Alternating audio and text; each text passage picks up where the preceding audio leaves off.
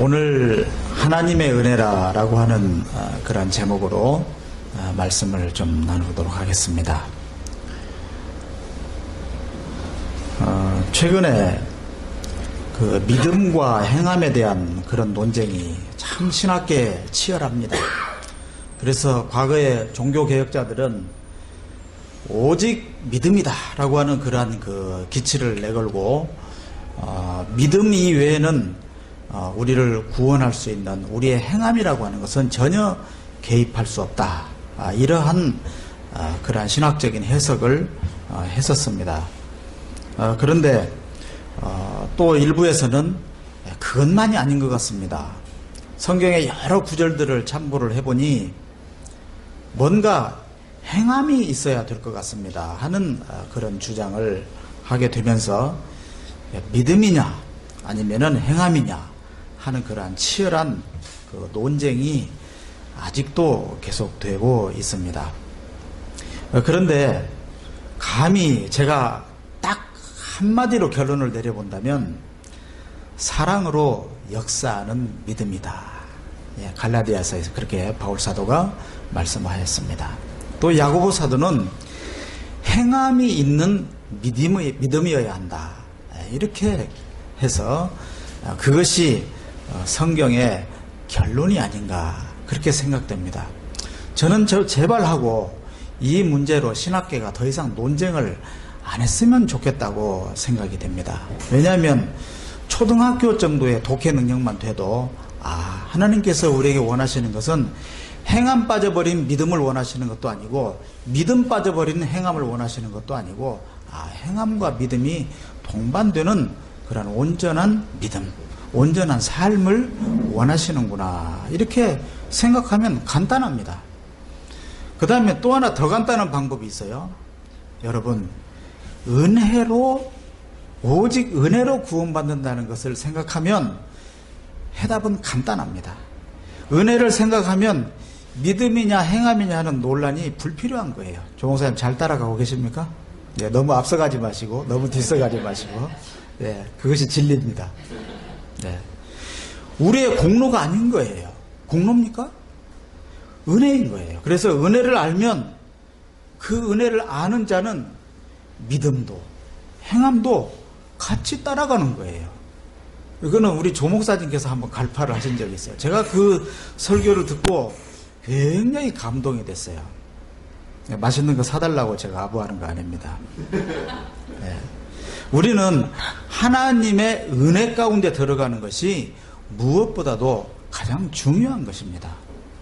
은혜를 아는 자가 어찌 믿음이 없겠으며 은혜를 아는 자가 어찌 삶이 없겠습니까? 문제는 우리가 하나님의 은혜 가운데 깊이 들어가지 못하기 때문에 그래서 여러 가지 복잡한 문제들이 생기는 것이다 라는 생각을 해봅니다. 오늘 본문 말씀 시편 120편을 보면 1절에 고난 중에 하나님께 기도하니까 하나님께서 응답하셨다라고 하는 그 하나님을 찬양하면서 고백하고 있습니다. 2절과 7절에서는 탄원하는 그러한 기도의 내용이 나오는데 거기에 보면 사기꾼들, 기만자들 이런 사람들과 같이 사는 것이 너무 고달프다. 평화를 사랑하는 사람, 하나님의 평안을 위해서 진정한 샬롬을 위해서 사는 사람 너무나 괴롭습니다. 차라리 이방인들과 같이 사는 것이 더 낫겠습니다 하는 그러한 탄원을 합니다. 여러분, 우리가 살아갈 때 혹시 그러한 괴로움을 좀 느끼지 못합니까? 사기꾼들, 기만자들, 제멋대로 살아가는 사람들 얼마나 이 세상에 많이 있습니까? 지난번 우리 수련회 때 우리가 꼭 해야 할 거 했는데 우리 이금자 권사님께서 쓰레기 버리지 말자. 중요합니다. 쓰레기를 마음대로 버린다는 것은 그만큼 이기적이고 남 생각하지 않는 제멋대로 인생입니다. 그런 사람, 쓰레기 많이 버리는 사람들하고 우리가 같이 어울려 산다고 생각해 보십시오. 이 쓰레기 같은 세상에 얼마나 우리가 힘이 들겠습니까? 여러분, 인간은 참 악합니다. 지난주 우리가 성경 공부 시간에 공부했습니다마는 야곱의 아들들이 할례를 이용해서 이 세겜 족속을 전멸시키는 그러한 악행을 저지릅니다. 어떤 교묘한 작전을 쓴 것이 아니고요.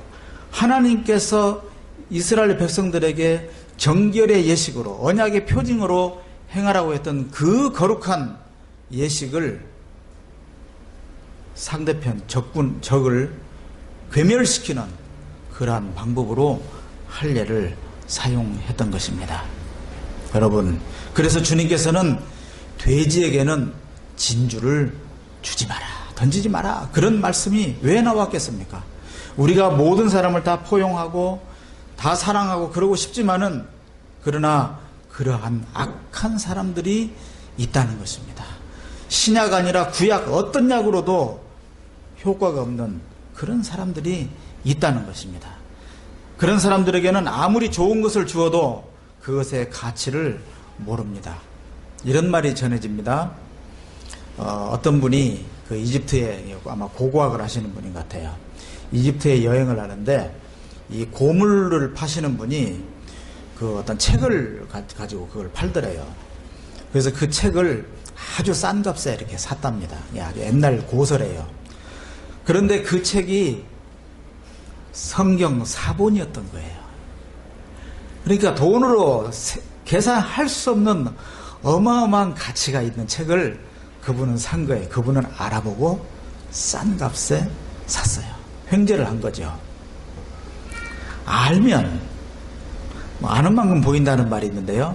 알면 삶이 달라집니다. 아프리카에 어디에 가면 아이들이 돌멩이를 던지면서 서로 이렇게 장난질을 하는데 그 돌멩이가 다이아몬드라는 거 아닙니까? 아는 사람은 그걸 보는 거예요. 그래서 깨달음이라는 것이 얼마나 소중합니까? 바른 깨달음이 없으니까 이 무지와 악행에서 벗어나지를 못하는 것입니다. 여러분, 남미에 가면 잉카의 일족이 있지 않습니까? 그 잉카인들이 살아가고 있을 때 스페인에서 혹은 포르투갈에서 식민지 하기 위해서 거기에 남아메리카를 점령을 했습니다. 그런데 그 당시에 거기에 같이 동참했던 카톨릭의 그 신부들이 이러한 논문을 썼다고 합니다. 그 인디오들은 영혼이 없다. 그러니 그들은 사람이 아니다. 이러한 논문을 써내면서 그 식민지 점령자들은 저 사람들은 영혼이 없는 짐승들이야. 그러니까 마음대로 짐승 부리듯이 노예로 삼았고요. 그 다음에 학살을 자행했습니다. 어느 정도 했냐면요. 이거 역사적인 사실인데요. 절벽에다가 아기들을 던져가지고 누가 빠른 시간 내에 많이 던져서 죽이느냐. 그리고 여인들을 옷을 빨가벗겨가지고 겹겹이 몇 명을 세워놓고 창으로 찔러가지고 한꺼번에 몇 명을 찔러 죽일 수 있느냐. 네, 이런 내기를 했다는 것입니다. 캄보디아는 어떻습니까? 아이를 던져가지고 총검이 달려있는 그 총으로 아이를 찔러서 그렇게 죽이는 시합을 했다는 거 아닙니까? 킬링필드의 현장입니다. 여러분, 미국의 신학자들이 이런 신학을 이야기했습니다. 하나님은 인간을 하나님의 형상으로 만드셨다. 그런데 하나님은 흑인의 형상이 아니다. 고로 흑인은 사람이 아니다. 여러분, 할례를 이용해서 그렇게 무자비한 살상을 했던 야곱의 아들들의 그 모습이 바로 신학을 했다는 사람들, 가톨릭이든 개신교든 신학을 했다는 사람들에 의해서 만행이 저질러졌던 것입니다. 여러분, 예수님을 십자가에 학살한 그 군상들을 한번 보십시오. 거기에는 사실 우리도 예외가 될 수 없다고 생각합니다. 우리 죄를 위해서 돌아가셨지만 사실은 더 엄밀히 들어가면 우리의 죄가 예수님을 찌르고 우리의 죄가 예수님을 못 박았던 것입니다. 그것이 인간의 모습입니다. 우리가 하나님을 알기에 하나님의 백성이 되었습니다만, 또 되어가고 있습니다만, 이런 잔인무도한 사람들과 살아가는 것이 얼마나 힘듭니까? 시편 121편을 묵상하겠습니다. 이제 그 시인은 산을 향하여 고백을 합니다. 산은 그 당시에 산당을 만들어 놓고 이방 우상을 섬기는 곳이었다고도 볼 수 있고요. 아니면 거룩한 성산으로도 볼 수 있겠습니다만은, 아무튼 그의 눈은 어떻게 살아가는 것이 바른 것인지를 보기 시작하면서 천지를 만드신 하나님의 그 도우심을 믿고 소망하고 있습니다. 3절에서 8절까지는 우리가 너무나 찬양으로도 많이 부른, 하나님은 나를 지키시는 자, 나의 우편에 그늘 되시니 하면서 우리가 많이 찬양을 했던 그러한 시편입니다. 여러분, 인간은 이러한 악한 모습에도 불구하고 하나님께서는 은혜를 주십니다. 하나님께서는 그 악행을 저지른 야곱의 그 가정을 버려두지 아니하시고 야곱에게 베델로 갈 것을 말씀하셨습니다. 그래서 그는 베델에서 모든 우상을 버리고 하나님께 제사를 드리면서 새롭게 다시 일어설 것을 결단했던 것입니다.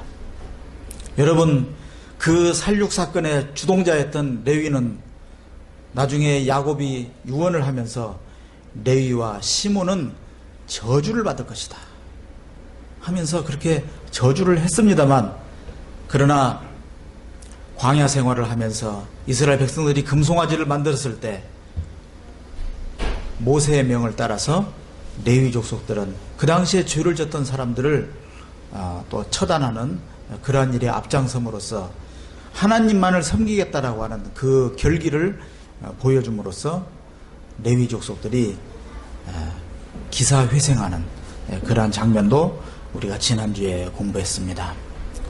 하나님께서는 이러한 인간의 엄청난 모순에도 불구하고 성자를 보내셔서, 인간의 모습으로 성자를 보내셔서 우리를 구원하시는 그 사역을 하셨던 것이죠. 앞서 말씀드린 대로 이 세상은 어떤 세상입니까? 죽이고 빼앗고 노력하는 그러한 일들이 가득한 그 세상에 하나님께서 인간의 모습으로 오셨던 것입니다. 그 결과는 뻔한 것 아니었겠습니까? 역시 예수님께 온 마지막 인간의 선물은 십자가였습니다. 제가 지금요, 제 친구하고 대화를 했던 것을 잠깐 이제 소개를 하려고 합니다. 최근에 제가 창조주 하나님이라고 하는 그 동영상 무비를 하나 만들어서 신앙 산책 5분간 해가지고 이제 그거를 올렸더니 그것을 보고 그 친구가 저한테 글을 하나 보내왔어요. 최근 뉴스에서 아직도 세월호의 기독교인 유족들이 안산의 어딘가에 모여 예배를 드린다는 소식을 들었다. 그들이 따로 모일 수밖에 없는 이유는 여기서 논외로 하고 유족들이 하는 말 중에 놀라운 내용이 있었다. 자신들은 지금 하나님과 싸우고 있다는 것이다. 놀랍지 않은가? 연약하고 상처받은 인간들이 하나님과 싸우다니. 하나님과 씨름했다던 야곱의 심정이 이러했을까? 왜 성경에 그 많은 놀라운 이적과 기적들이 그 절박했던 세월호에는 일어나지 않았는지 알아야겠다는 것이다. 과학이 발전함에 따라 우주의 미세주정도 발견하고 여러 가지 그러한 놀라운 사실들이 발견되는데, 이 과학자들이 잘 차려놓은 밥상 위에 기독교 변증론자들은 숟가락을 하나 살포시 얹어놓았다. 바로 하나님이 인간들을 위해 그렇게 조정해 놓았다고. 좀 뺐다가죠, 그죠? 왜 세월호에는 그런 미세 조정이 적용되지 못했을까? 차라리 내가 사는, 좀 생략하고 넘어가겠습니다. 차라리 내가 사는 동안 그런 미세 조정이 단 한 번이라도 이루어지는 것을 목격한 적이 없다고 나는 솔직히 고백한다. 과연 세월호 유족들은 그들이 궁금해하는 문제의 답을 얻을 수 있을까? 나는 종교란 무엇인가를 생각한다. 이러한 질문을 수도 없이 해왔다. 모든 세상 만물이 내가 섬기는 신에 의해 만들어졌으며 오늘날에도 개인과 사회의 모든 일들이 그 신의 계획에 의해 미세 조정되어 이루어진다는 그 공허한 주장이 현대사회를 사는 인류를 얼마나 잘 설득할 수 있을까? 나 자신도 설득이 안 되고 있다. 예, 이 친구는 저의 고등학교 친구인데 고등부에서 회장도 하고 했습니다마는 그 쌍둥이였었어요. 근데 그 여동생이, 쌍둥이 여동생이 대학생 시절에 그 골수 6종이라고 하는 암이 걸려가지고 결국 세상을 떠났습니다. 아마 그러한 그 엄청난 일을 겪고 나서 굉장히 이런 그 회의론자가 되었다고 생각이 됩니다. 자, 그러면서 또 이런 글을 계속 보내왔어요. 이 친구는 지금 교회를 다니긴 합니다. 3,000이 넘는다는 제법 큰 교회에 다니다 보니 가끔, 아니 아주 재밌는 현상을 경험하곤 한다. 설교 시간에는 목사님이 예수를 믿으면 얼마나 축복을 받게 되는지 목이 다 쉴 정도로 말씀하신다. 그러나 잠시 후 광고 시간에는 성도들의 입원, 수술, 사고, 사망 등의 그러한 좋지 않은 일들이 줄줄이 나오는데 말하는 목사나 듣는 성도나 모두 사는 것이 원래 그러려니 하는 것 같다. 참 저를 곤혹스럽게 하는 그러한 편지를 보내온 것입니다. 여러분, 이제 저의 답변이 궁금하죠? 예, 저의 답변입니다. 다 중략하고요. 자, 우주의 미세 조정에 대한 신학적 의미를 나름대로 말했었다. 그런데 이 세상은 좀 차원이 다른 자연 법칙이 있어서 그 법칙대로 유지된다. 이것은 명백하다. 그러니 배가 가라앉고 피로침을 해야만 낙뢰를 막는다. 번개를 막는다 이 말입니다. 어린이들은 어렸을 적 산타 할아버지를 믿는다. 그러나 초등만 되어도 안 믿는다. 우리는 성인의 신앙을 가져야만 한다고 본다. 다만 죄 없이 당하는 고통과 그 비극에 대한 것은 나도 답을 잘 모르겠다. 다만 그런 일이 일어난 원인을 찾고 책임자를 벌하고 구조학을 고쳐나가는데 힘을 쏟아야 하겠다는 생각이다. 자연 법칙을 초월한 기적은 없다고 생각하지는 않지만 거기에 기대지는 않는다. 자칫 허황된 미신에 빠질 수 있으니 말이다. 교회는 여러 신을 두고 있는 것 같다. 여러 신들을 두고 있는 것 같다. 이름만 같을 뿐 내용이 다르다.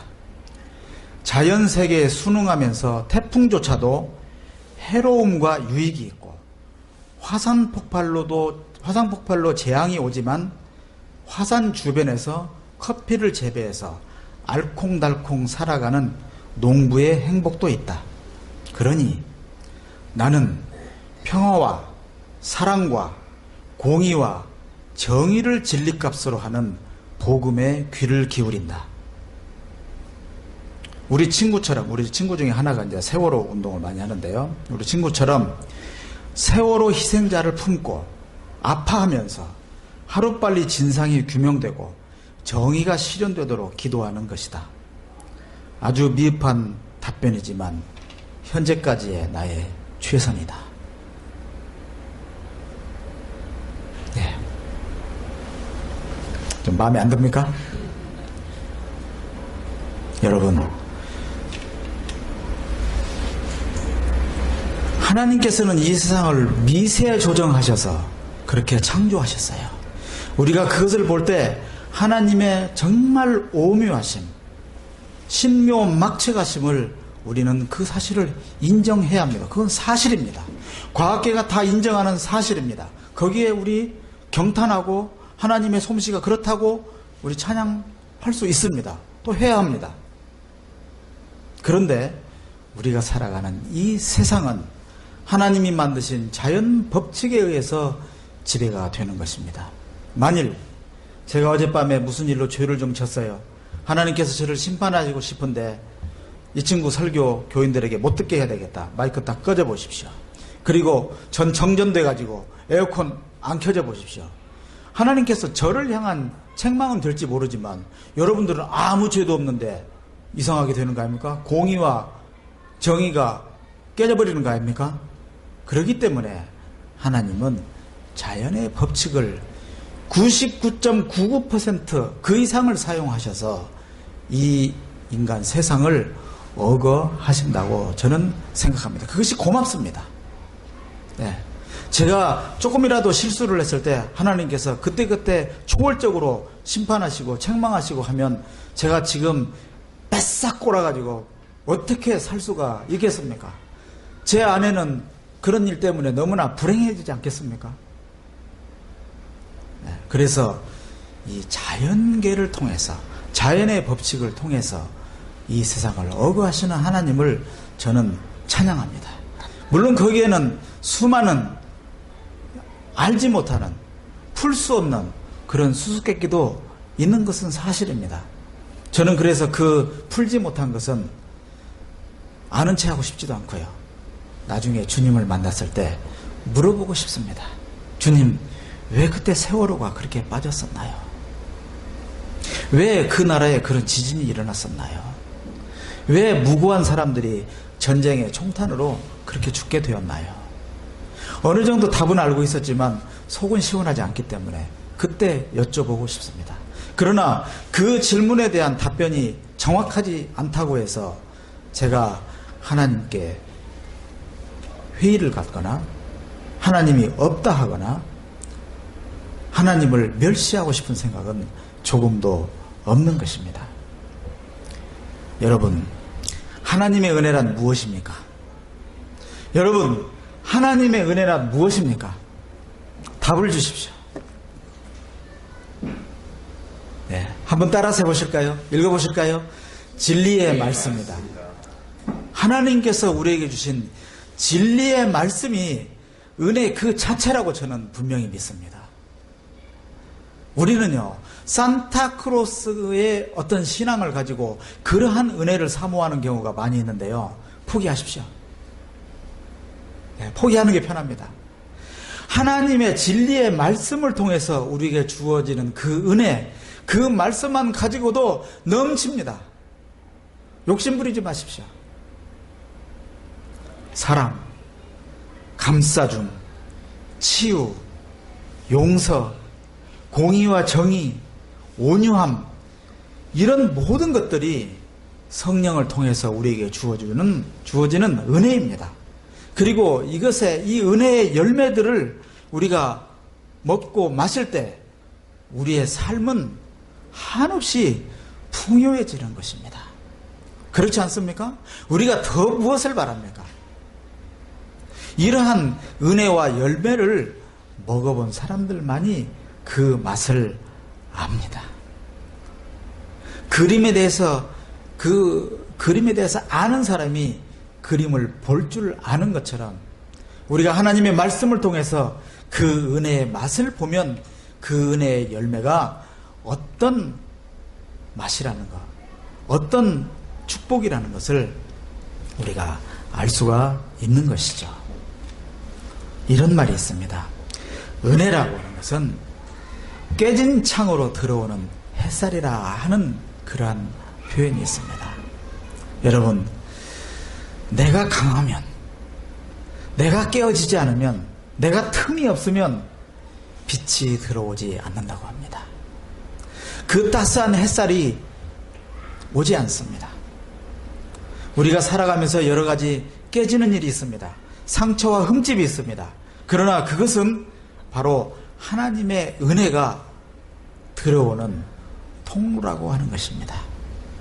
그래서 인간은 부러진 채 태어나지만 하나님의 은혜로 고침을 받으면서 살아간다. 그 하나님의 은혜가 그 깨어진 것을 치유해주는 약이 되면서 붙여주는 접착제라고 하는 것입니다. 여러분, 아무리 우리의 삶이 팍팍하고 걱정되는 일이 많고 불안하고 힘들지만 그 하나님의 은혜에 몰입하면서 그 하나님의 은혜를 사모하면서 하나님의 말씀을 통해서 새 힘을 얻는 그러한 삶을 살아가시지 않겠습니까? 기도하겠습니다. 거룩하신 아버지 하나님, 시인은